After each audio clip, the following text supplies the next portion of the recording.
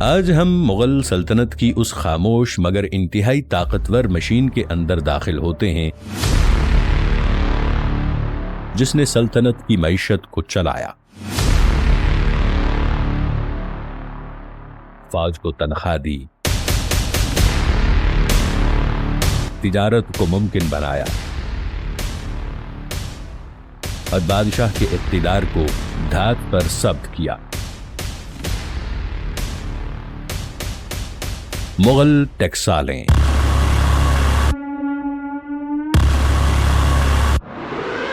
یعنی سکے ڈھالنے کی شاہی فیکٹریاں۔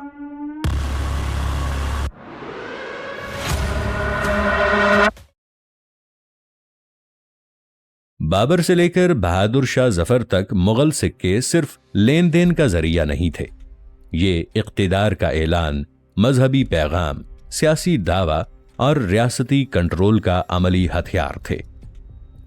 جب بابر نے ہندوستان میں اپنی حکومت قائم کی تو اسے ایک فوری مسئلہ درپیش تھا۔ مختلف علاقوں میں مختلف سکے چل رہے تھے، کہیں لودھی دور کے سکے، کہیں مقامی ریاستوں کے، کہیں پرانے اسلامی طرز کے سکے۔ ایک فاتح کے لیے یہ قابل قبول نہیں کہ اس کی سلطنت میں مالی نظام بکھرا ہوا ہو، اس لیے ابتدائی مغل دور میں پرانے سکوں کو جاری رکھتے ہوئے آہستہ آہستہ نئے سکے متعارف کرائے گئے تاکہ تجارت رکے نہیں مگر اقتدار کی مہر بدل جائے۔ اصل انقلاب ہمایوں کے بعد نہیں بلکہ شیر شاہ سوری کے دور میں آیا، جس کا اثر مغلوں نے پوری طرح اپنایا۔ شیر شاہ نے چاندی کا معیاری روپیہ جاری کیا، مقررہ وزن، مقررہ معیار، اور یہی روپیہ بعد میں مغل مالی نظام کی بنیاد بن گیا۔ اکبر نے اسی روپے کو منظم شاہی ٹکسال نظام کے تحت پوری سلطنت میں معیار بنا دیا تھا۔ یہی وہ روپیہ ہے جس کے نام پر آج بھی روپیہ زندہ ہے۔ اکبر کے دور میں ٹکسال صرف سکہ بنانے کی جگہ نہیں، ریاستی ادارہ بن گئی۔ مختلف بڑے شہروں میں سرکاری ٹکسالیں قائم ہوئیں، آگرہ، دہلی، لاہور، احمد آباد، فتح پور سیکری، بنارس، کابل اور بعد میں دکن کے مراکز بھی۔ ہر سکے پر نہ صرف بادشاہ کا نام بلکہ ٹکسال کا نام بھی درج ہوتا تاکہ معلوم رہے کہ یہ سکہ کہاں ڈلا ہے۔ اس سے معیار پر کنٹرول رہتا اور جعل سازی کم ہو جاتی۔ اب سوال یہ ہے، سکہ بنتا کیسے تھا؟ سب سے پہلے دھات، سونا، چاندی یا تانبا۔ سرکاری چینل سے یہ سب آتا، یا تو ٹیکس کی شکل میں، یا تجارت سے، یا پگھلا کر پرانے سکوں سے۔ دھات کو بھٹی میں پگھلایا جاتا، پھر اسے ڈھال کر چپٹی سلاخ یا شیٹ کی شکل دی جاتی۔ اس شیٹ سے گول ٹکڑے کاٹے جاتے، یہ خام سکے ہوتے۔ پھر ان ٹکڑوں کو گرم کیا جاتا تاکہ دھات نرم ہو جائے، اور پھر دو سانچوں کے درمیان رکھ کر ہتھوڑے سے ضرب لگائی جاتی۔ ایک سانچے پر ڈیزائن، دوسرے پر تحریر، ایک ضرب اور سکہ تیار۔ یہ مشینی دور نہیں تھا، ہر سکہ ہتھوڑے کی ضرب سے بنتا تھا، اسی لیے مغل سکے میں ہلکی سی شکل کی بے قاعدگی عام ہے، مگر وزن اور دھات کا معیار سختی سے کنٹرول ہوتا تھا۔ ٹکسال میں نگران افسر ہوتے، وزن تولنے والے، دھات چیک کرنے والے اور سرکاری محرر جو ریکارڈ رکھتے کہ آج کتنے سکے ڈھلے۔ مغل مالی نظام 3 بنیادی سکوں پر کھڑا تھا، سونے کی اشرفی یا مہر، چاندی کا روپیہ اور تانبے کا دام۔ بڑے لین دین میں سونا، عام تجارت میں چاندی، روزمرہ میں تانبا۔ اکبر کے دور میں دام بڑے پیمانے پر جاری ہوا تاکہ بازار کی معیشت کو چھوٹے یونٹ مل سکیں۔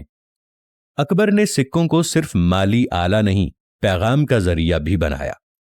اس کے بعد سکوں پر مذہبی اور فکری جملے کندہ کیے گئے۔ بعد میں جہانگیر نے اس روایت کو اور آگے بڑھایا۔ جہانگیر کے سکے مغل دور کے سب سے فنکارانہ سکے مانے جاتے ہیں۔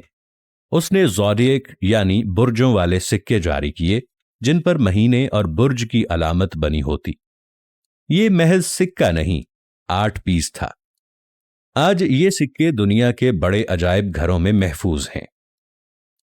شاہجہان کے دور میں ڈیزائن زیادہ باوقار اور کلاسیکی ہو گیا۔ خطاطی نفیس، عبارت متوازن اور مذہبی جملے واضح۔ سکے پر بادشاہ کا لقب، جلوس یعنی تخت نشینی کا سال اور ٹکسال کا نام سب درج ہوتا۔ یہ سکہ ایک سرکاری دستاویز بھی تھا، دھات پر کندہ۔ ٹکسالیں مکمل طور پر سرکاری کنٹرول میں تھیں، مگر ایک دلچسپ پہلو یہ بھی تھا کہ بعض اوقات نجی دھات لا کر سرکاری ٹکسال سے سکہ ڈھلوایا جا سکتا تھا، سرکاری فیس دے کر۔ اس سے ریاست کو کنٹرول بھی ملتا اور معیشت کو روانی بھی، یعنی ٹکسال ریاستی فیکٹری بھی تھی اور مالی ریگولیٹر بھی۔ اب جال سازی کا مسئلہ۔ یہ مسئلہ ہر دور میں رہا، اس لیے مغل ٹکسالوں میں وزن کا معیار سخت تھا۔ کم وزن سکہ ناقابل قبول، بعض اوقات بازار میں سکے کاٹ کر وزن چیک کیا جاتا، اگر سکہ ہلکا نکلے مسترد۔ ریاستی اہلکار وقتاً فوقتاً بازار کا معائنہ کرتے۔ اورنگزیب کے دور میں سلطنت وسیع ترین ہو گئی، اس لیے ٹکسالوں کی تعداد بھی بڑھی۔ دکن کے علاقوں میں نئی ٹکسالیں قائم ہوئیں۔ سکے پر مذہبی عبارت کا رجحان بڑھا اور ڈیزائن نسبتاً سادہ ہوا، مگر معیار برقرار رہا۔ فوجی اخراجات بڑھنے کے باعث سکے کی پیداوار بھی زیادہ ہوئی، کیونکہ تنخواہیں چاندی کے روپے میں ادا ہوتی تھیں۔ مغل سکے کی ایک بڑی طاقت اس کی قبولیت تھی۔ مغل روپیہ صرف سلطنت کے اندر نہیں، بیرونی تجارت میں بھی قابل قبول تھا۔ وسط ایشیا، ایران اور بعض یورپی تاجروں کے لیے بھی یہ قابل اعتماد چاندی کا سکہ تھا، کیونکہ اس کا وزن اور خالصیت مشہور تھی۔ یہی وجہ ہے کہ مغل روپیہ علاقائی تجارتی معمار بن گیا۔ زوال کے دور میں 18ویں اور 19ویں صدی ٹکسال نظام کمزور پڑتا ہے۔ صوبائی گورنر اپنے نام کے سکے جاری کرنے لگتے ہیں، مرکزی کنٹرول ڈھیلا ہوتا ہے، پھر کمپنی راج آتا ہے اور آہستہ آہستہ مغل سکے کی جگہ نو آبادیاتی سکے لے لیتے ہیں۔ مگر دلچسپ بات یہ ہے کہ آخری مغل تاجدار بہادر شاہ ظفر کے نام کے سکے بھی 1857 تک بعض ٹکسالوں میں ڈھلتے رہے، یعنی سلطنت کمزور تھی مگر سکہ ابھی زندہ تھا۔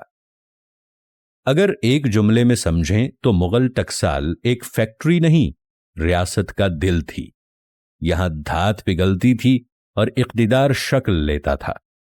یہاں ہتھوڑے کی ضرب صرف سکے پر نہیں، سلطنت کے دعوے پر لگتی تھی۔